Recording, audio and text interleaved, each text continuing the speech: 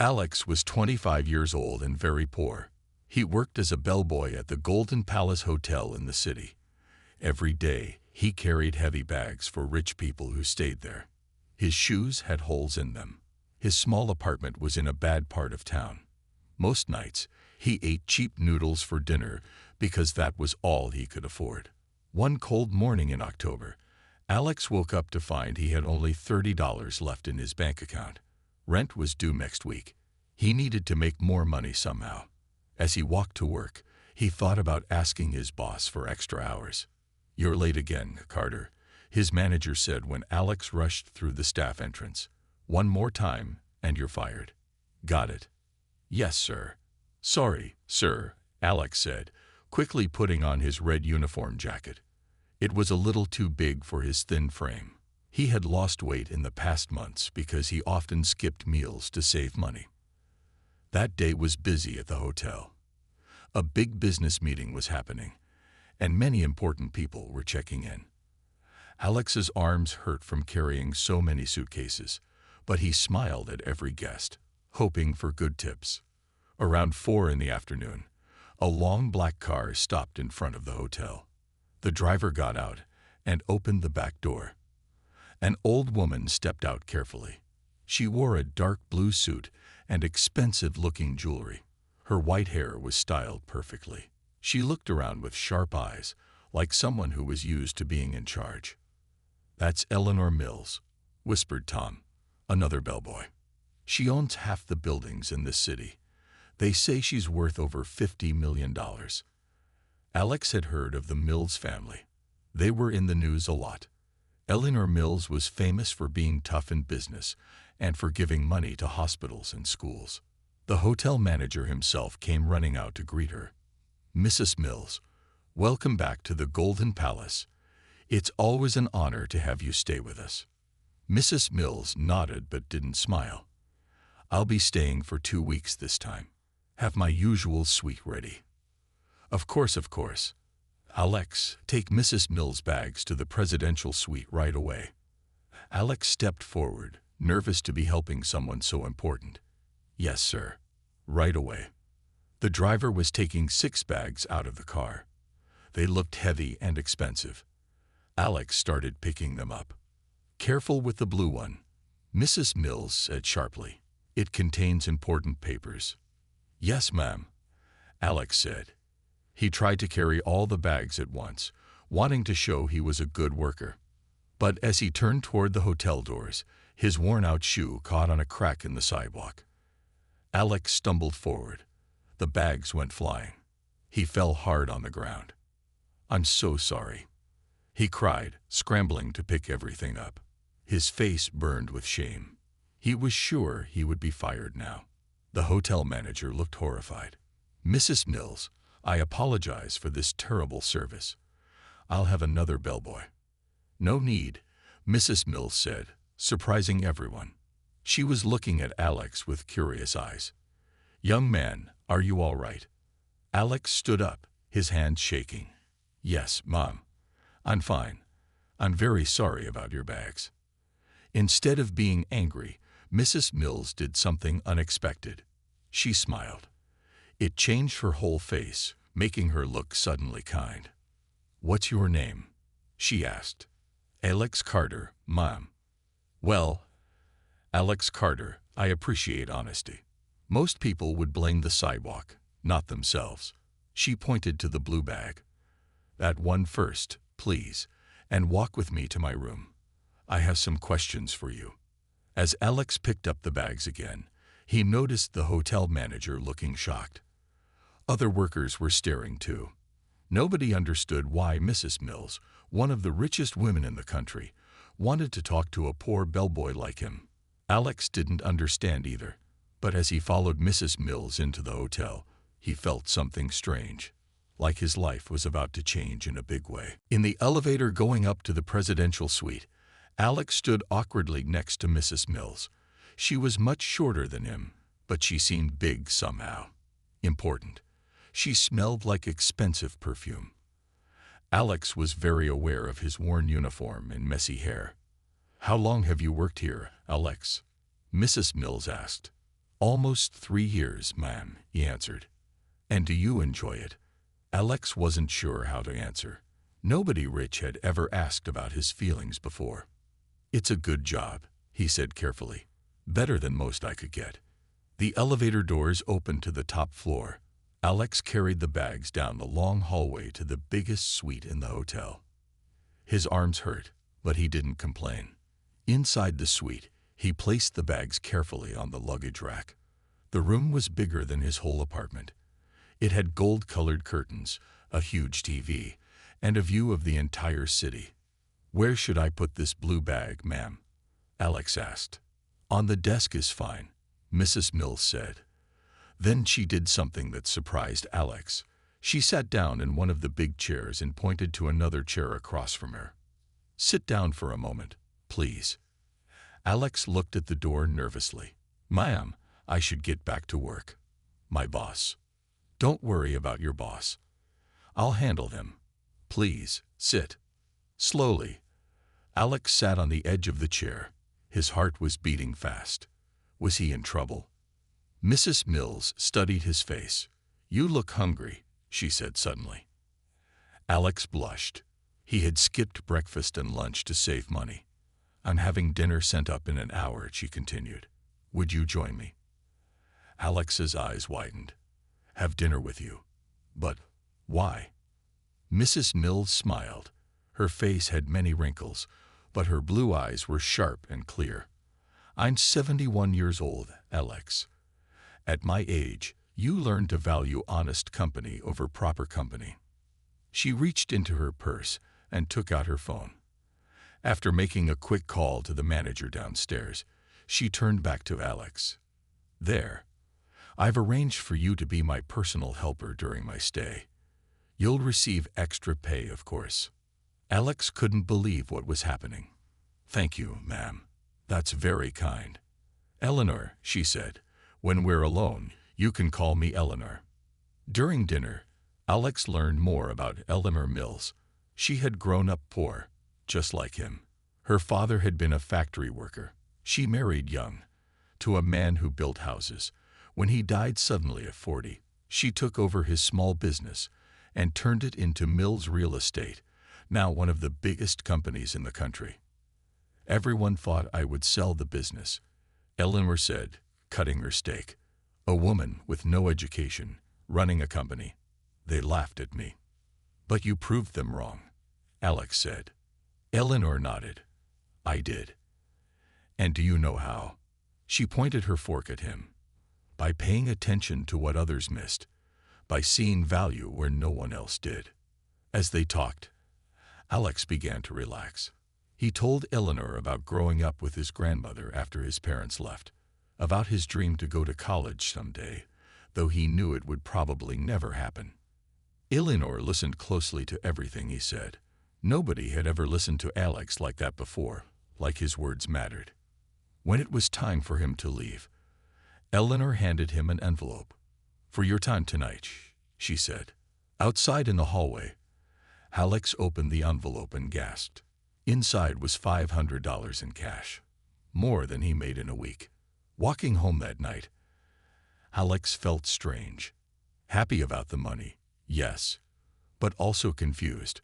Why had this rich, powerful woman chosen to spend time with him? Whatever the reason, Alex hoped he would see Eleanor Mills again. Over the next 2 weeks, Alex became Eleanor's personal helper at the hotel. He brought her breakfast each morning, carried her shopping bags, and drove her to meetings in the hotel car. Every evening, they had dinner together in her suite. The other hotel workers whispered and made jokes behind Alex's back, but he didn't care. The money was good, and he enjoyed talking with Eleanor.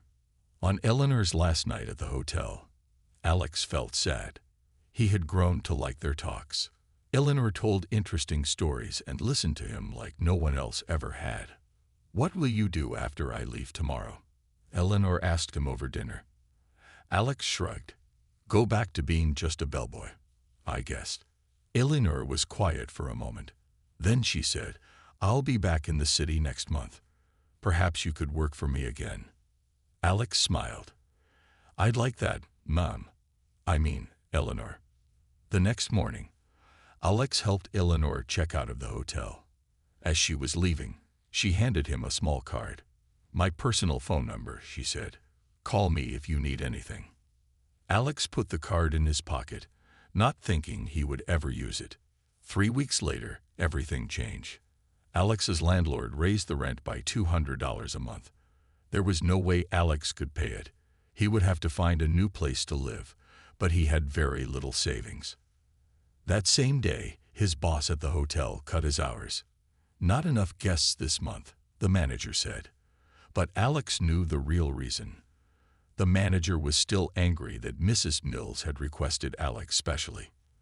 That night, sitting in his cold apartment, Alex looked at Eleanor's card. He felt bad about calling her, but he didn't know what else to do. His hand shook as he dialed the number. To his surprise, Eleanor answered right away. "Alex," she said warmly, "I was wondering when you'd call." Alex told her about his problems. Eleanor listened quietly. Then she said, "I have an idea. I need a new personal assistant at my home office. Someone I can trust. The job comes with a room in my guest house. Would you be interested?" Alex couldn't believe it. "Are you offering me a job? To live and work at your house?" "Yes," Eleanor said simply. "You're smart and reliable. I need someone like you." 2 days later, Alex packed his few belongings and took a taxi to Eleanor's address. When the car pulled up to the gates, Alex gasped. It wasn't just a house, it was a mansion. It had 3 floors, white columns in front, and gardens all around it. Behind the main house was a smaller building, the guest house where he would live. The driver stopped at the main house. Eleanor was waiting on the steps. She looked different here, more relaxed in simple pants and a sweater, her white hair loose around her shoulders. "Welcome," she said with a smile. A man in a uniform took Alex's bags to the guest house. Inside the mansion, Eleanor showed Alex around. There were rooms filled with beautiful furniture, paintings on the walls, and windows looking out on green gardens. In one room, family photos covered a table. "My late husband, Thomas," Eleanor said, pointing to a picture of a smiling man. "And my 3 children, James, Philip, and Catherine." The photo showed 3 serious-looking adults, all much older than Alex. "They don't live here?" Alex asked. Eleanor's face became tight. "No, they have their own homes. We don't see each other often. They're very busy." Something in her voice made Alex think there was more to the story, but he didn't ask. That night, alone in his new room in the guest house, Alex looked out the window at the big mansion. His new life felt like a dream. But he also felt uneasy. Why had Eleanor Mills, one of the richest women in the city, chosen him, a poor bellboy, for this job? What did she really want from him? Working for Eleanor Mills was nothing like working at the hotel. Alex had his own schedule now. He answered Eleanor's phone calls, organized her papers, and drove her to important meetings. His new room was bigger than his old apartment, with a soft bed and a TV. He had never lived so well before. Every morning, Alex and Eleanor ate breakfast together on the patio. She asked him about his night and told him what she needed done that day. She always listened closely to what he said, even his small ideas about her business. "You have good instincts, Alex," she told him one morning. "You see things clearly." After a month at the mansion, Alex finally met Eleanor's children. They came for Sunday dinner. Catherine was tall and thin, with her mother's white hair even though she was only 45. James was serious-looking, with glasses and a fancy suit. Philip was the youngest at 40, with a loud laugh and an expensive watch. None of them seemed happy to see Alex. "So your mother's new assistant," Catherine said, looking at his clothes. Alex had bought new ones, but they still weren't as nice as theirs. "Yes, ma'am," Alex said politely. "And you live here?" James asked, his voice cold. "In the guest house," Alex explained. Philip laughed. "How convenient." During dinner, they barely looked at Alex. They talked about people he didn't know and places he had never been. Sometimes they spoke in French, which Alex didn't understand. He felt very out of place. After dinner, Eleanor asked Alex to bring coffee to the living room. When he got near the door with the tray, he heard loud voices inside. "Mother, this is ridiculous," Catherine was saying. "He's clearly using you. He's after your money." "Catherine, that's enough," Eleanor said firmly. "She's right, Mother," James added. "He's half your age. What does a young man want with an old woman except money?" Alex stood frozen outside the door, the coffee tray shaking in his hands. "Alex is my employee and my friend," Eleanor said. "How I spend my money and my time is my business, not yours." "Friend," Philip laughed harshly. "Mother, open your eyes. Look at him. Look at where he comes from. He's using you." Alex couldn't listen anymore. He went back to the kitchen and set down the tray. Then he slipped out the back door and walked to his room in the guest house. His face burned with shame. Was that what everyone thought? That he was just using Eleanor for her money? Later that night, there was a knock on his door. It was Eleanor. "I'm sorry about my children," she said, sitting in the chair by his small table. "They've always been difficult. They think I'm using you," Alex said quietly. Eleanor sighed. "They think everyone is using me. Even them. They only visit when they want something." She looked at Alex directly. "Are you using me, Alex?" The question surprised him. "No. I mean, I work for you. You pay me. But I'm not trying to. I wouldn't." "I know," Eleanor said. "That's why I trust you. In my position, it's hard to know who your real friends are." They sat quietly for a moment. Then Eleanor said something that shocked Alex. "My doctor says I have a heart problem," she said calmly. "Nothing too serious yet, but at my age, everything is serious." "I'm sorry," Alex said, not knowing what else to say. "Don't be. I've had a good life." She stood up to leave, then turned back. "Alex, I don't have many people I can trust. I'm glad I found you." That night, Alex couldn't sleep. He thought about Eleanor, alone in her big house, about her cold children who didn't appreciate her. And he thought about himself, a poor boy who had somehow found a friend in this rich, lonely old woman. Over the next few months, Alex and Eleanor grew closer. They took walks in her garden every evening. Eleanor told Alex stories about her life, how she built her business, the places she had traveled, the famous people she had met. Alex shared memories of his grandmother who had raised him. "She sounds like a wonderful woman," Eleanor said one evening as they sat on a bench near the rose bushes. "She was," Alex said sadly. "She worked 3 jobs to take care of me after my parents left. She never complained. Not once." He looked down at his hands. "She died last year. That's when things got really hard for me." Eleanor touched his arm gently. "I'm sorry, Alex. It's difficult to lose someone who loves you so completely." "You understand," Alex said. "Your children have no idea how lucky they are to have you." Spring turned to summer. Eleanor's health seemed to get worse. Some days she was too tired to leave her room. Alex brought her meals and read to her from her favorite books. He handled more of her business calls and paperwork. One hot afternoon, Eleanor had to go to the hospital. Alex drove her there and waited nervously in the hallway while doctors examined her. When he was finally allowed to see her, she looked small and pale in the hospital bed. "Just a little episode," she said, trying to smile. "Nothing to worry about." But Alex did worry. That night, after bringing Eleanor home from the hospital, he couldn't sleep. He realized how much he cared about her. Not because of her money or her big house, but because she was his friend, maybe the only real friend he had ever had. A week later, Eleanor seemed much better. She invited Alex to have dinner with her in the formal dining room instead of bringing a tray to her room. "I have something important to discuss with you," she said as they finished eating. Alex felt nervous. Was she going to fire him? Had he done something wrong? Alex, Eleanor said, putting down her fork. How do you feel about me? The question caught him by surprise. I respect you very much. You've been so kind to me. Eleanor smiled. That's not what I asked. How do you feel about me as a person? Alex thought carefully before answering. You're my friend. The best friend I've had in a long time. I care about you. Eleanor nodded slowly.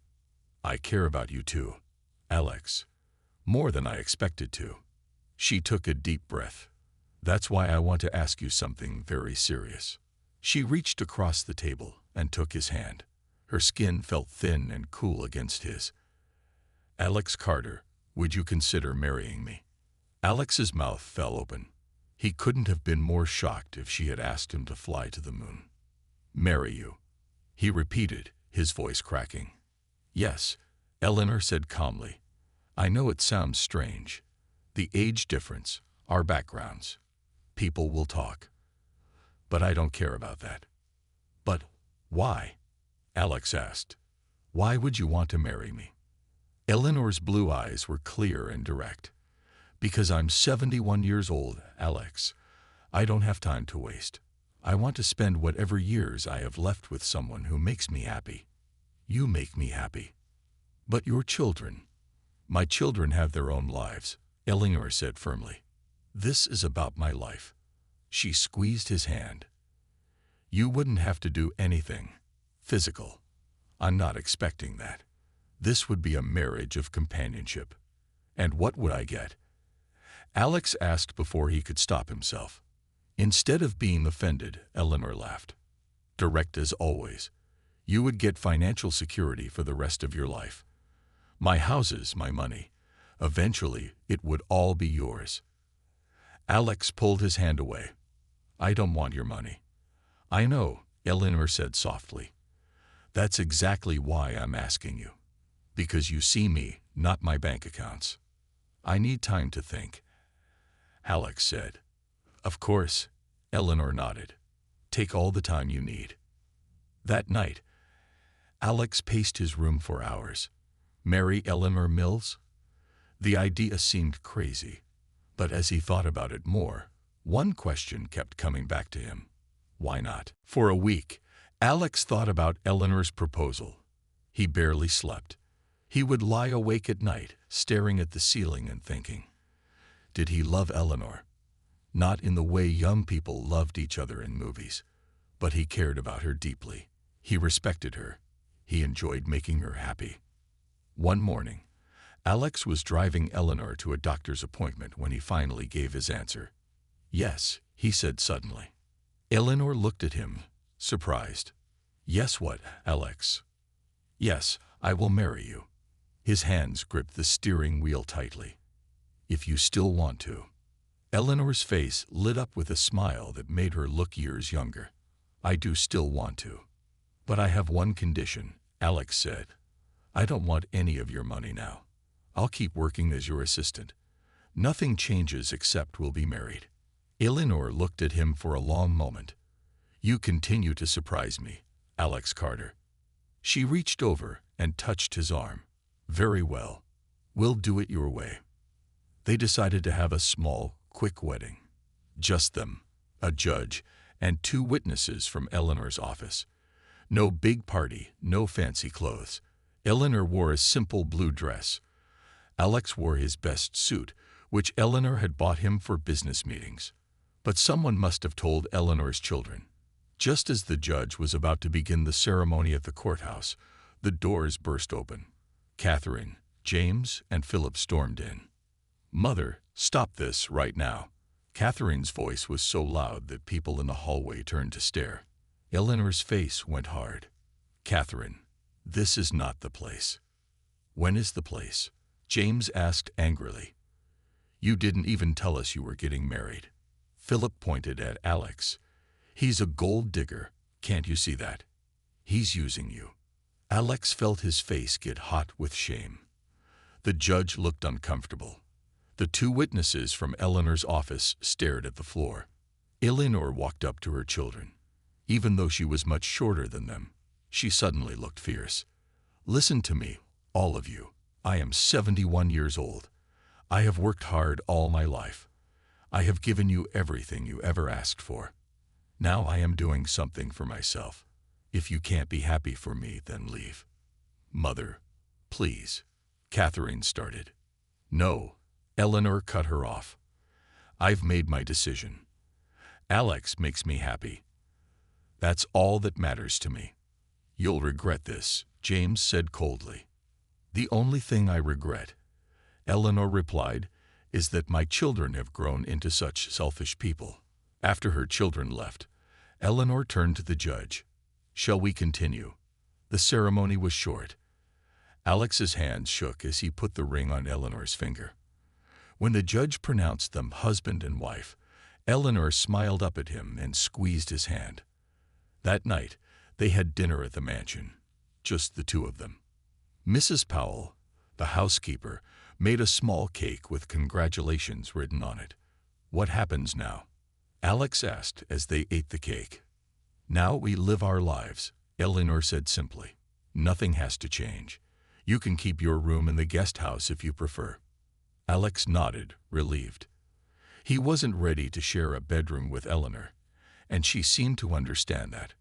Later, as Alex walked back to the guest house, his phone rang. It was a number he didn't recognize. Hello. Is this Alex Carter? A man's voice asked. Yes, who's calling? My name is David Reed. I'm a reporter with the City News. Would you like to comment on your marriage today? To Eleanor Mills. Alex felt his stomach drop. No comment, he said, and hung up. Back in his room, he searched his name online. There it was already. Poor bellboy marries millionaire Eleanor Mills. Age gap raises questions. Alex sat on his bed, his head in his hands. What had he gotten himself into? People would think the worst of him. They would never believe he actually cared about Eleanor. But then he remembered the look on Eleanor's face when he said yes, how truly happy she had seemed.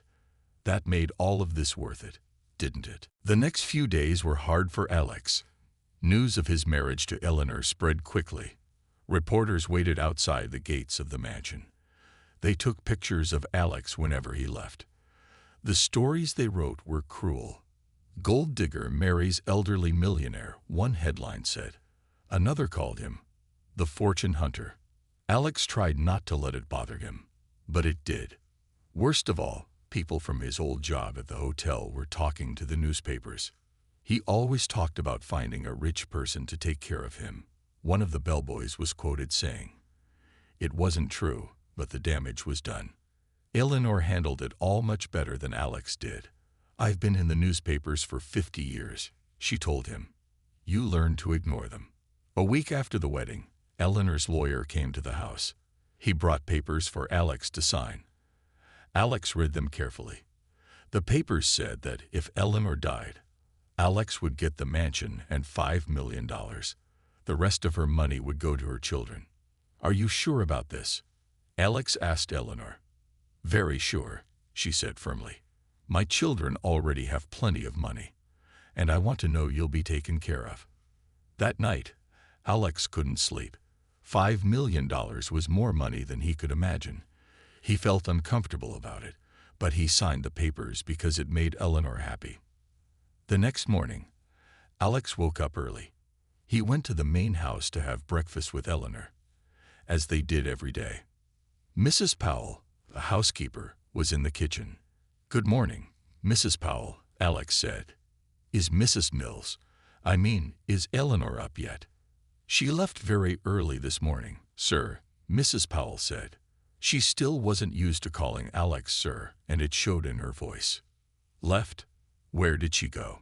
She didn't say, sir, but she left this for you. Mrs. Powell handed Alex a sealed envelope. Alex opened it, feeling worried. Inside was a short letter written in Eleanor's neat handwriting. Dear Alex, I had to leave early for an important meeting. I should be back by noon. There's something I need to show you. Take the key in this envelope and go to the east wing of the house. third door on the right. What you find there might surprise you, but please understand. Yours, Eleanor. There was a small brass key in the envelope. Alex looked at it, feeling confused. He had been in almost every room in the mansion, but he didn't remember this one. "Do you know anything about a room in the East Wing?" he asked Mrs. Powell. She looked uncomfortable. "It's not my place to say, sir." "Please," Alex said. "I'm her husband now. I should know." Mrs. Powell sighed. "Mrs. Mills has kept that room locked for many years. None of the staff are allowed to clean it or even enter it. That's all I know." Alex walked slowly to the east wing of the mansion. This part of the house was older and not used much. The carpet in the hallway was faded. The walls needed fresh paint. He counted the doors. 1, 2, 3. The third door was plain and brown, with no sign of what might be inside. Alex put the key in the lock and turned it. The door opened with a creak. The room was dark. Alex felt for a light switch and flipped it on. What he saw made him freeze in shock. The room was filled with pictures, hundreds of pictures on all the walls, and in every picture was Eleanor, much younger, with different young men. Men who looked a lot like Alex, thin, with dark hair and friendly smiles. Below each picture was a name and 2 dates, written in Eleanor's handwriting. Thomas, 1982 to 1985. Richard, 1987 to 1990. Michael, 1990 to 1993. And many more. In the middle of the room was a large desk with a thick, leather-bound book on it. With shaking hands, Alex opened the book.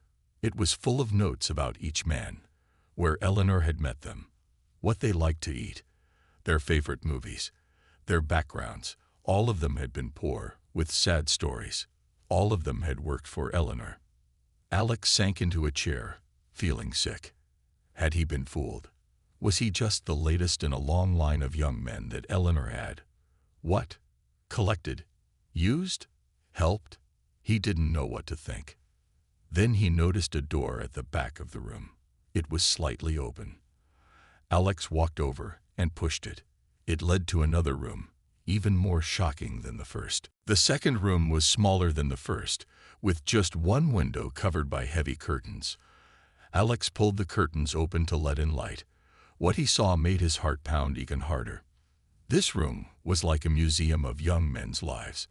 In glass cases around the walls were personal items, watches, ties, books, even some old phones. Each item had a small card with a name that matched one of the photos in the first room. Against one wall was a row of filing cabinets. Alex opened the top drawer of the nearest one. Inside were folders, each with a name. He pulled out one labeled Michael, 1990 to 1993, and opened it. Inside were legal papers, a marriage certificate dated June 15, 1990, divorce papers dated November 27, 1993, and a contract signed by both Eleanor and Michael, saying that Michael would receive $1 million after the divorce as long as he never spoke about their relationship. Alex's hands shook as he opened more folders. Every story was similar. Young men from poor backgrounds. Marriage to Eleanor. Then divorce after 2 or 3 years. Each man received money when they left. Some got houses. Others got cash. One was sent to medical school. In the corner of the room was a small table with a wooden box on it. Alex opened the box and found wedding rings. At least 20 of them. Men's wedding rings. "I see you found my collection." Alex jumped and turned around. Eleanor stood in the doorway, watching him. Her face was calm, but her eyes looked sad. "What is all this?" Alex asked, his voice barely a whisper. Eleanor came into the room and sat down in a small chair. She looked tired. "Sit down, Alex," she said. "I'll explain everything." Alex sat on the edge of another chair, as far from Eleanor as he could get. He felt trapped, scared. "These men," Eleanor began, pointing to the photos on the walls. "They were all like you once. Young, poor, good-hearted but with no chances in life. You married them, Alex said. It wasn't a question. Yes, Eleanor nodded. Most of them. Not all. Some were just companions. Why? Alex asked. Why would you do this? Eleanor sighed deeply. When I was young, my father worked in a factory. He worked so hard, but we were always poor. Then he got sick. No money for doctors. He died when I was 16. Her eyes looked far away, remembering. I promised myself that if I ever had money, I would help people like my father. People who worked hard but still had nothing. Alex looked around at all the photos. But why like this? Why marry them? Marriage made it simple, Eleanor said. Legal. No questions about why I was giving money to young men. She smiled a little. And it wasn't just for them. It was for me too. My real husband died so young. I was lonely. These men gave me company, friendship. In return, I gave them a start in life. So it was all fake. Alex felt cold inside. With all of them? With me too. Eleanor stood up and walked to him. No, Alex. With you it's different. How? Alex's voice was bitter. How am I different from them? He pointed at the pictures. Because I care about you more, Eleanor said simply. The others were nice boys. Good company. But you're special. You actually care about me, not just what I can give you.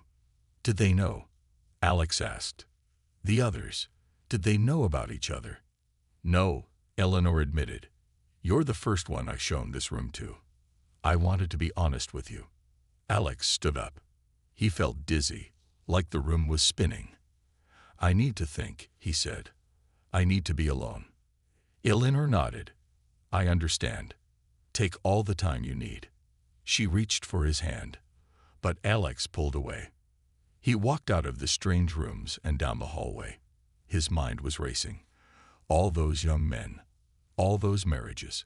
Was he just the latest one? Would he be replaced in a few years by someone new? And the strangest question of all, did it even matter? Alex went to his room in the guest house and locked the door. He sat on his bed and put his head in his hands. He had so many questions, but one thing was clear. Everything had changed. Nothing would ever be the same again. Alex stayed in his room all day, thinking. He looked at pictures of Eleanor on his phone. Their wedding day, walks in the garden, dinners together. Was it all a lie, part of some strange game she played with young men? As night fell, he heard a soft knock on his door. He didn't answer. The knock came again. Alex, please. Eleanor's voice came through the door. We need to talk. Slowly. Alex got up and opened the door. Eleanor stood there looking smaller and older than he had ever seen her. May I come in? She asked. Alex stepped back to let her in. She sat in the chair by the window while he stood across the room, arms crossed. I understand if you want to leave, Eleanor said. I'll still give you the money we agreed to. You can start a new life anywhere you want. Is that what happened to the others? Alex asked. You showed them your collection, and they left. Eleanor shook her head. No. As I told you, you're the first one I've ever shown that room to.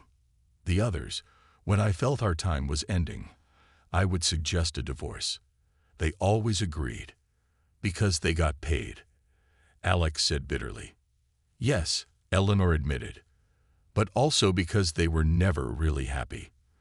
They liked the money, the easy life. But living with an old woman was not what they truly wanted. Alex sat down on his bed. Why tell me? Why show me that room? Eleanor looked directly at him. Because I'm dying, Alex. The words hit him like a physical blow. What? My heart is failing, Eleanor said calmly. The doctors give me 6 months, maybe a year. I wanted you to know everything before. She didn't finish the sentence. I don't understand, Alex said, his anger mixing with confusion. If you knew you were dying, why marry me at all? Because these last few months with you have been the happiest of my life, Eleanor said simply. The others were business arrangements. With you, I found something real. Her eyes filled with tears.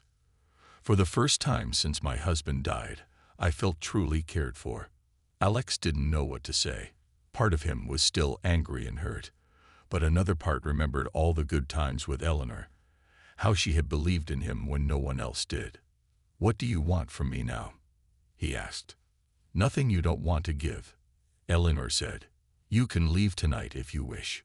Or, she hesitated, you could stay. Help me through my last months. As my friend, not just my husband. Alex looked out the window at the dark garden. He thought about his life before Eleanor, the empty apartment, the dead-end job, the loneliness. Then he thought about what Eleanor had given him, not just money and comfort, but confidence, respect, friendship. Those other men in the pictures, he said slowly, were they happy when they left? Eleanor smiled sadly. Most of them. They went on to good lives. Several started businesses. One became a doctor, another a lawyer. And did they ever contact you again? A few sent cards at Christmas. One calls me every year on my birthday. Eleanor's eyes were distant. I like to think I helped them find their way. Alex was quiet for a long time. Then he asked the question that had been burning in his mind all day. Did you ever love any of them? Really love them? Eleanor considered this carefully. Not romantic love. No. But I cared for them. I wanted them to succeed. She looked directly at Alex. With you, it's different. With you, I feel more. Alex stood up and walked to the window. Outside, the garden was dark except for a few small lights along the paths. His mind went back to his first day at the mansion, how amazed he had been by everything. Finally, he turned around. I'll stay, he said quietly. Not for the money, but because he searched for the right words, because we found each other when we both needed someone. That means something. Eleanor's face showed relief and something else. Hope. Thank you, Alex. But no more secrets, he said firmly. No more locked rooms. If we do this, we do it honestly. No more secrets, Eleanor agreed. She held out her hand. After a moment, Alex took it. Her skin felt paper-thin in his young hand, but her grip was surprisingly strong. In that moment, Alex understood something important. Their relationship wasn't normal. It wasn't what either of them had expected in life, but it was real in its own strange way. Two lonely people who had found each other. And maybe, just maybe, that was enough.